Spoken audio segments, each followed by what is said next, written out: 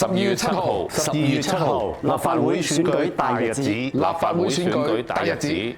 香港正處於機遇同埋挑戰並存嘅關鍵時刻，立法會議員係特區管治團隊嘅重要組成部分，肩負重要嘅責任。